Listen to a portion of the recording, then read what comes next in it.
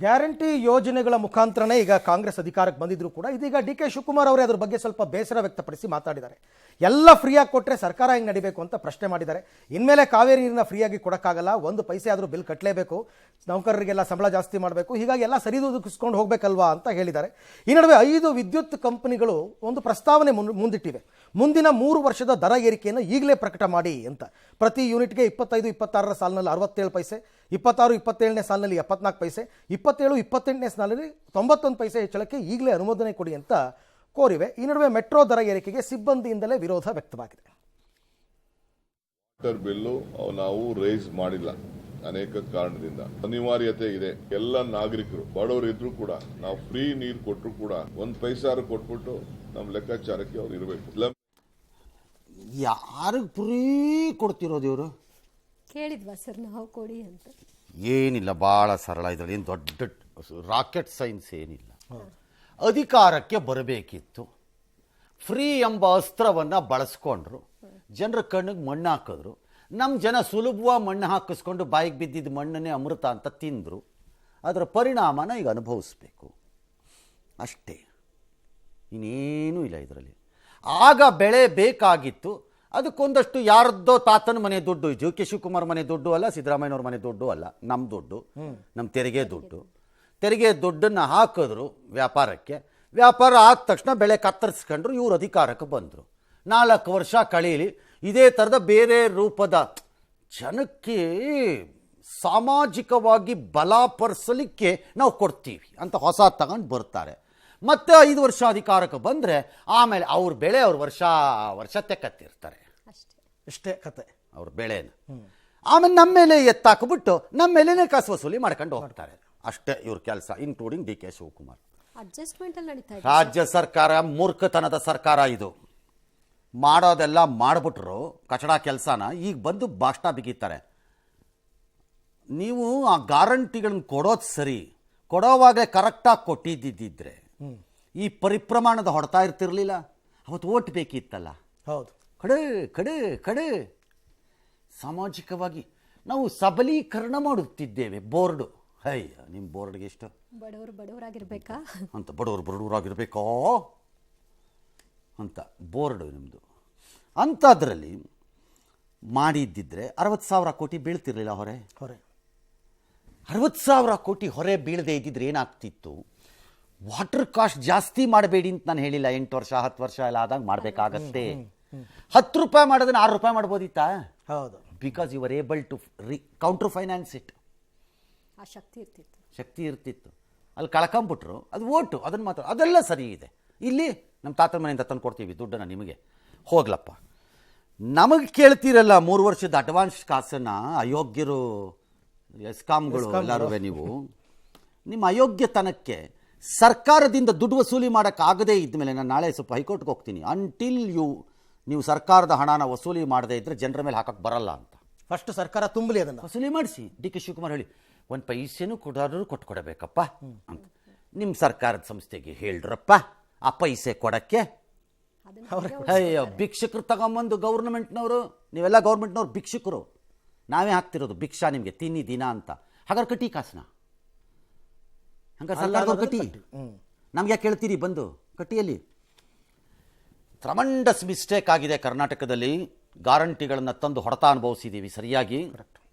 ಇದರ ಪರಿಣಾಮ ಇನ್ನೂ ಕಾದಿದೆ ನಮ್ಮ ಮೈ ಮೇಲೆ. 3 ನಡೀತಿದೆ ರಾಜ್ಯದಲ್ಲಿ.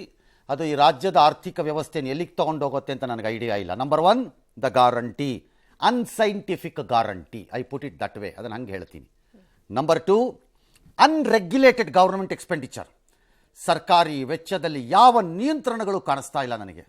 ಅದರ ಪರಿಣಾಮ ಈಗಲೇ ಹೊರಟೋಗ್ಬಿಟ್ಟಿದ್ರಿ 40 ಪೈಸಕ್ಕೆ, ನೋಡ್ತಾ ಇರಿ ಎಲ್ಲಿಗೆ ಹೋಗ್ತೀರಿ ನೆಕ್ಸ್ಟು ಅಂತ. 3ನೇದು ನಿಮ್ಮ ದುರದೃಷ್ಟದ ಅತಿ ದುರಾಸೆಯ ಭ್ರಷ್ಟತೆ. ಇದರ ಪರಿಣಾಮ ಕರ್ನಾಟಕ ಅನುಭವಿಸುತ್ತೆ. ನಿಧಾನವಾಗಿ ಹೇಗೆ ಅದು 5, 6, 4ನೇ 6ನೇ ರಾಜ್ಯ ಆಗತ್ತೆ ಅನ್ನೋದನ್ನು ನೋಡ್ತಾ ಇರಿ. ಹಾವೇರಿಯಲ್ಲಿ ಹಿಂದೂಜಾ ಫೈನಾನ್ಸ್ ವಿರುದ್ಧ ಹೌಸಿಂಗ್ ಲೋನ್ ರಿಲೀಸ್ ನೆಪದಲ್ಲಿ 4.20 ಲಕ್ಷ ಪಡೆದ ಆರೋಪ ಇದೆ. ಇನ್ನು ಫೈನಾನ್ಸ್ ಕಿರುಕುಳದ ಬಗ್ಗೆ ಚಾಮರಾಜನಗರ, ಮಂಡ್ಯ ಸೇರಿ ಹಲವೆಡೆ ಪ್ರತಿಭಟನೆ ಸಹ ನಡೆದಿದೆ. ಈ ಮಧ್ಯೆ ಗುರುವಾರದ ಸಂಪುಟ ಸಭೆಯಲ್ಲಿ ಮೈಕ್ರೋ ಫೈನಾನ್ಸ್ ಬಿಲ್ ಸಂಬಂಧ ಸುಗ್ರೀವಾಜ್ಞೆ ಹೊರಡಿಸಲು ಸರ್ಕಾರ ನಿರ್ಧರಿಸಿದೆ. ಮೈಕ್ರೋ ಫೈನಾನ್ಸ್ ನೆಕ್ಸ್ಟ್ ಕ್ಯಾಬಿನೆಟ್ ಅಲ್ಲಿ ಆಗುತ್ತೆ. ನೆಕ್ಸ್ಟ್ ಕ್ಯಾಬಿನೆಟ್ ಅಲ್ಲಿ ಚರ್ಚೆ ಮಾಡಿ.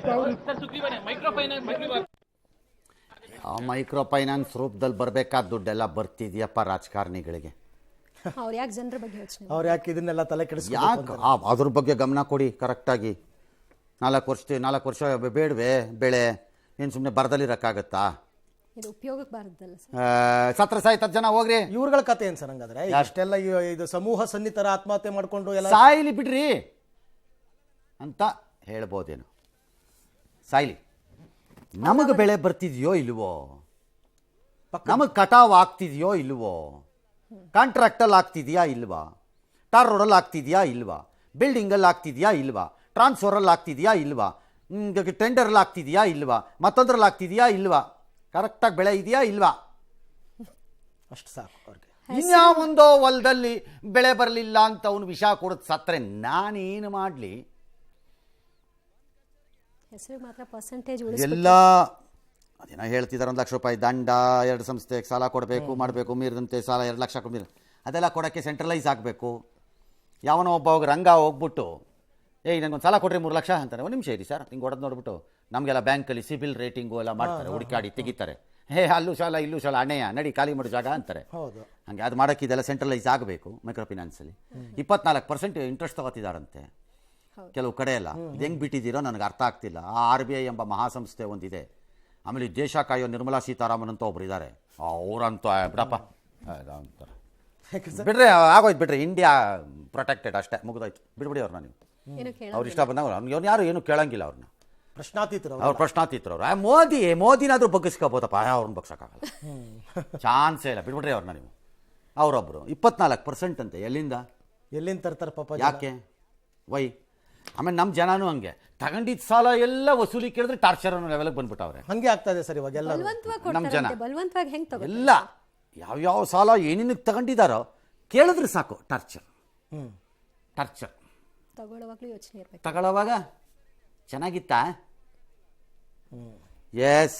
ಮೂಡಾ ಕೇಸಲ್ಲಿ ಮಾಜಿ ಸಚಿವ GT ದೇವೇಗೌಡರ ಕುಟುಂಬಕ್ಕೂ ಕೂಡ ಈಗ ಸಂಕಷ್ಟ ಎದುರಾಗಿದೆ. ಮಾಜಿ ಮಂತ್ರಿ GT ದೇವೇಗೌಡ ಮತ್ತು ಅವರ ಪುತ್ರ ಶಾಸಕ ಹರೀಶ್ ಗೌಡ ಇವರಿಬ್ಬರು ವಿರುದ್ಧ ಇಡಿ ಮತ್ತು ಲೋಕಾಯುಕ್ತಕ್ಕೆ ಸ್ನೇಹಮಯಿ ಕೃಷ್ಣ ದೂರು ಕೊಟ್ಟಿದ್ದಾರೆ. ಇವರು ಕೂಡ ಅದೇ ರೀತಿ ಅಧಿಕಾರ ದುರುಪಯೋಗ ಮಾಡಿಕೊಂಡು ಕುಟುಂಬಸ್ಥರ ಹೆಸರಿನಲ್ಲಿ 19 ಸೈಟ್ ಪಡೆದಿದ್ದಾರೆ ಅಂತ ಅನ್ನೋದು ಇವರ ಆರೋಪ. ಇವರೇನೋ ಸೇಮ್ ಇದು ಸಿದ್ದರಾಮಯ್ಯನವರ ಕುಟುಂಬದ ಕೇಸ್ ಹೆಂಗಿತ್ತು ಅದೇ ರೀತಿ ಯಾರ್ದೋ ಹೋಗಿ ಜಮೀನು ತೊಗೊಂಡಿದ್ದಾರೆ, ಆಮೇಲೆ ಅದನ್ನು ಮೂಡಾ ಕೊಟ್ಟಿದ್ದಾರೆ, ಅದಕ್ಕೆ ಪರಿಹಾರವಾಗಿ 19 ಸೈಟ್ ತೊಗೊಂಡಿದ್ದಾರೆ, ಅದಕ್ಕೆಲ್ಲ ನನ್ನ ಹತ್ರ ದಾಖಲೆ ಇದೆ ಅಂತೆಲ್ಲ ಸ್ನೇಹಮಯಿ ಕೃಷ್ಣ ಅವರು ಈಗಾಗಲೇ ಹೇಳಿದ್ದಾರೆ. ಆದರೆ ಈ ಮಧ್ಯೆ ನಿವೃತ್ತ ನ್ಯಾಯಮೂರ್ತಿ PN ದೇಸಾಯಿ ನೇಮಕಾತಿಯನ್ನು ಡಿಬಾರ್ ಮಾಡಿದ ಕೇಂದ್ರದ ಆದೇಶಕ್ಕೆ ಹೈಕೋರ್ಟ್ ತಡೆಯಾಜ್ಞೆ ನೀಡಿದೆ. ಫೆಬ್ರವರಿ 6ಕ್ಕೆ ವಿಚಾರಣೆ ಮುಂದೂಡಿದೆ. ನಿವೃತ್ತ ನ್ಯಾಯಮೂರ್ತಿ PN ದೇಸಾಯಿ ಅವರನ್ನ ಮೂಡಾ ಹಗರಣದ ತನಿಖೆಗೆ ತನಿಖೆ ಮಾಡಿಸ್ತೀರಪ್ಪ ಈ ಕೋರ್ಟ್ನವರು? ಯಾವುದೋ ಒಂದು ತನಿಖೆಗೆ ಮಾಡಿಸ್ರಪ್ಪ ಅಂದರೆ ನಮಗೂ ನಮ್ಮ ಹೈಕೋರ್ಟ್ ಬಗ್ಗೆ ಯಾಕೋ ಹಿಂಗೆ ಅನಿಸ್ತಿದ್ಯಪ್ಪ. ಇನ್ನು ಯಾವುದೋ ಒಂದು ತನಿಖೆ ಅಂತೆ, ಅಲ್ಲಿ ಯಾವುದೋ ಒಂದು ತನಿಖೆ ಅಂತೆ, ಇಲ್ಲಿ ಯಾವುದೋ ಒಂದು ತನಿಖೆ ಅಂತೆ, ಯಾವ್ದಾದ್ರು ಒಂದನ್ನು ಇತ್ಯರ್ಥ ಮಾಡಿಸ್ರಪ್ಪ ಅಂದರೆ.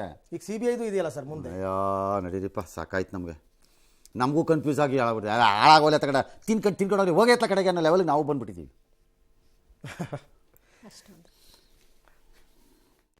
ದೇವೇಗೌಡರಂತಹ ಪ್ರಭಾವ ರಾಜಕಾರಣಿಗಳು ತಮ್ಮ ಅಧಿಕಾರವನ್ನು ದುರ್ಬಳಕೆ ಮಾಡಿಕೊಂಡು 50-50 ಅನುಪಾತದಲ್ಲಿ ಬೇನಾಮಿ ಹೆಸರಲ್ಲಿ ನಿವೇಶನ ಪಡೆದಿರೋದು ಸ್ಪಷ್ಟವಾಗಿ ತಿಳಿದು ಬಂದಿರುತ್ತೆ. ಮಾಲೀಕರ ಮನೆಗೆ ಹೋಗಿ ಅವ್ರ ಜೊತೆ ವ್ಯವಹಾರ ನಡೆಸಿ GT ದೇವೇಗೌಡರ ಸಹೋದರಿ ಮಗ ಮಹೇಂದ್ರ ಅವರ ಹೆಸರಲ್ಲಿ 19 ನಿವೇಶನ ಪಡೆದಿರೋದು ಸ್ಪಷ್ಟವಾಗಿ ತಿಳಿದು ಬಂದಿರುತ್ತೆ. ಇಡಿ ನೋಟಿಸ್ ರಾಜಕೀಯ ಪ್ರೇರಿತ ಅಂತ ಅನ್ಸುತ್ತೆ. ಮತ್ತೆ ಇದೇ ರಾಜಕೀಯ ಪ್ರೇರಿತ ಕೇಸೇ, ಮೂಡ ಕೇಸೇ ರಾಜಕೀಯ ಪ್ರೇರಿತ. ನನಗೆ ಯಾಕೆ ಆತಂಕ? ಕೇಳೋದು ಇಡೀ ರಾಜಕೀಯ ಪ್ರೇರಿತ ಅನ್ಸುತ್ತಾ ಅಂತ ಕೇಳ್ತಾ ಇದ್ದಾರೆ. ಇಲ್ಲ ಅಂತಾರ? ಇಲ್ಲ, ರಾಜಕೀಯನ ಅದು ನ್ಯಾಯಬದ್ಧ ಮಾಡವ್ರೆ ಅಂತಾರ. ಅದೆಂತದ್ರಿ ಪ್ರಶ್ನೆ ಇದೆ? ನಾನು ತಪ್ಪು ಮಾಡಿದ್ದೀನಿ ಮಾಡ್ತಿದ್ದಾರೆ ಅಂತ ಹೇಳಿ ಯಾರಾಗಲಿ ಪಾಪ whoever might be even my colleague also, ನಂಗೆ ಗೊತ್ತಿಲ್ಲ ಅವ್ರು ಯಾರು. ಅಲ್ಲ, ನಾನು ತಪ್ಪು ಮಾಡಿದ್ದೀನಿ, ತನಿಖೆ ನಡೀತಿದೆ ಅನ್ನಕ್ಕಾಗಲ್ಲ ಸರ್ ಇವಾಗ. ಎಸ್, ಮುಂದಕ್ಕೆ ಹೋಗೋಣ. ಬಣ ಸಂಘರ್ಷದಿಂದ ರಾಜ್ಯ ಬಿಜೆಪಿ ಕಂಗೆಟ್ಟಿದೆ. ಈ ಹೊತ್ತಲೇ 1 ವರ್ಷದ ಸಂಘಟನೆಯ ಪ್ರಗತಿ ಕುರಿತು ವಿಜೇಂದ್ರ ಬಳಿ ಹೈಕಮಾಂಡ್ ತುರ್ತು ವರದಿಯನ್ನ ಕೇಳಿದೆ. ಅತ್ತ ರಾಮುಲು ಮುನಿಸು ಮಾಯವಾಗಿಲ್ಲ. ರಾಮುಲು ಬೆಂಗಳೂರಿಗೆ ಬಂದ್ರು ಹೋದ್ರು, ಬಿಜೆಪಿ ನಾಯಕರನ್ನ ಮುಖಂಡರನ್ನ ಭೇಟಿ ಮಾಡಿಲ್ಲ. ನಡ್ಡಾ ಆಹ್ವಾನ ಕೊಟ್ಟಿದ್ರು, ದೆಹಲಿಗೆ ಹೋಗಿಲ್ಲ. ಈ ಕಡೆ ಅಮಿತ್ ಶಾ ಅವರು ಕರೆ ಮಾಡಿ ಮಾತನಾಡಿದ್ದಾರಂತೆ, ಆದರೂ ಕೂಡ ಮೌನ. ಈ ನಡುವೆ ರಾಮುಲು ನಡೆ ನಿಗೂಢವಾಗಿದೆ. ಬಳ್ಳಾರಿ ಭಾಗದಲ್ಲಂತೂ ಚರ್ಚೆ ವಿಷಯವಾಗಿ ಕಾಂಗ್ರೆಸ್ ನಾಯಕರು ಸಹ ರಾಮುಲು ಅವರ ಪಕ್ಷಕ್ಕೆ ಬಂದ್ರೆ ಸ್ವಾಗತ ಅಂತ ಹೇಳಿದ್ದಾರೆ.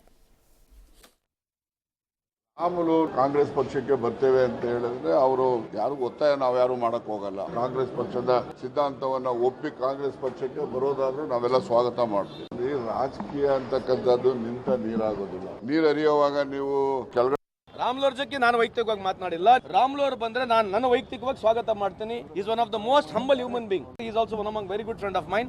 ಅವ್ರು ನಮ್ಮ ಪಾರ್ಟಿಗೆ ಬಂದ್ರೆ ನಾನು ಸರಿ ಹೋಗ್ರಿ, ರಾಮುಲು ಬಹಳ ಜನ ಕರೀತಿದ್ದಾರೆ. ಮಜಾ ತಗೋತಾರೆ. ಕಾಂಗ್ರೆಸ್ನಲ್ಲಿ ಒಂಥರ ಆದ್ರೆ ಬಿಜೆಪಿನ ಇನ್ನೊಂಥರ ಸರ್, ಇಲ್ಲೊಂಥರ ಹೇಳೋರು ಕೇಳೋರು ಲಂಗು ಲಗಾಮು ಯಾರು ಶಿಸ್ತಿನ ಪಕ್ಷ ಅಂತ ಹೇಳ್ಕೊಡ್ತಿದ್ದು ಬಿಜೆಪಿನಲ್ಲಿ ಸರ್. ಎಲ್ಲಿ ರಾಜ್ಯದಲ್ಲಿ ಯಾವ ಪಾರ್ಟಿ ಅದು ಇದೆಯಾ ಅಂತನಾ ಸರ್? ಬಿಜೆಪಿ ಪಾರ್ಟಿ ಇದೆಯಾ? ಹೌದಾ? ಶಿಸ್ತು ಅಲ್ಲಿ? ಓ ಪಾರ್ಟಿ ವಿತ್ ದ ಡಿಫರೆನ್ಸ್. ಬೇರೆ ಏನಾರು ಹೇಳಿ ಒಂಚೂರು ನ್ಯೂಸ್ ಹೇಳಿ, ನನಗೂ ಗೊತ್ತಾಗ್ಲಿ.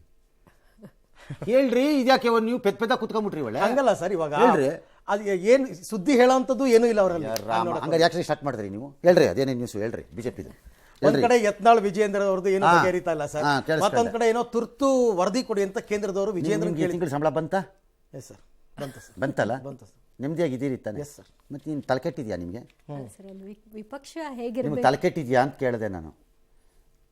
ಮಾತಾಡೋದೇ ವೇಸ್ಟ್ ಅಂತನ ಸರ್. ಈ ಯೂಸ್ಲೆಸ್ ಫೆಲೋಸ್ ಬಗ್ಗೆ ಮಾತಾಡೋಕ್ಕೆ ನಿಮ್ಗೆ ಸಂಬಳ ಅವರ ಕೊಡೋದು? ಇಲ್ಲ ಸರ್. ಮತ್ತೆ ಏನಕ್ಕೆ ವೇಸ್ಟ್ ಮಾಡ್ತಿದ್ದೀರಿ ಟೈಮ್, ನನ್ನ ಟೈಮ್ನ? ಎಸ್ ಅಲ್ವಾ? ಖಂಡಿತ. ಅಯೋಗ್ಯರ ಬಗ್ಗೆ ಮಾತಾಡಬಾರ್ದು ಯಾವಾಗಲೂ ನೀವುಗಳು. ಅವ್ರಿಗೆ ಯೋಗ್ಯತೆ ಇದ್ದರೆ ಮಾತಾಡ್ಬೇಕು ನಾವು. ಅದನ್ನು ಉಳಿಸ್ಕೊಂಡಿಲ್ಲ. ಎಸ್.